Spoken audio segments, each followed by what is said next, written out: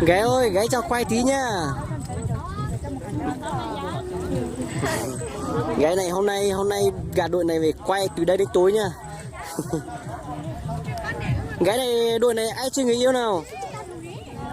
Tất cả chưa yêu. Tất cả đội này chưa người yêu à? Vâng. Thế mùng 2 tháng 9 này đang định đi kiến người yêu không? Định đi kiến người yêu chứ gì ạ? Chắc là mùng 2 tháng 9 này phải xuống hết một trao chứ nhỉ? Đội này công nhận là mặc áo đồng bộ đẹp thật mọi người ạ.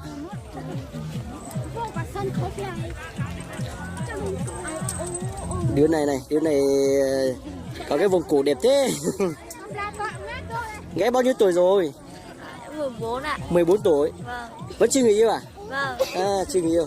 Tí mấy thanh niên kia lên xem là bát luôn về có cho bác không? Có ạ. Có cho bát à?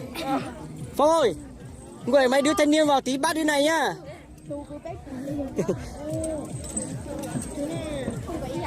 Thế đội bên này có cho bát không? Có. Vẫn cho bát à? Ô thì gái bên Bác này chỉ được ăn thịt thôi. thôi gái bên này trông thấy thoải mái nhỉ, cho bát nhỉ. Gái bên kia không cho bát đâu. Bên này là vui tính lắm. Rất là vui tín nhỉ. Cứ cho bát thoải mái không ế nhiều, làm bên kia nó không cho bát là ế nhiều lắm. Còn gái bên này toàn là gái trẻ, hình như là mấy đứa kia chắc bị bát hết rồi. Còn gì? Còn 13, 14 đi lấy chồng hết rồi. Đi lấy không bị bát gì? Hoặc là bị bát? Đâu, tự đi. Tự đi à? Nhưng mà đội này đang chờ bát mới đi à? Đâu, đội này từ để khi nào 20, 19 rồi đi. À vâng. 20, 19 mới đi lấy chồng à? Vâng.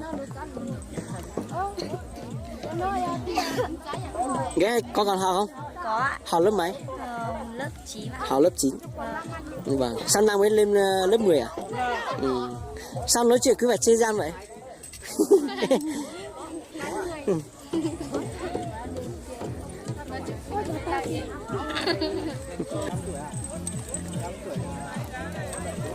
Mà đội này lên trên này chủ yếu là thích nhất về xem cái gì? Đi xem họ chơi. Xem họ chơi à?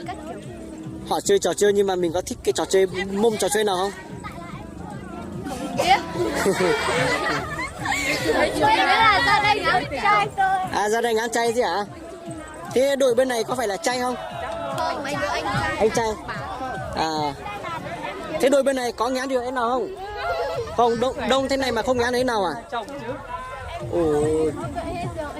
Toàn mấy đứa học cùng lớp thôi. Toàn học cùng lớp.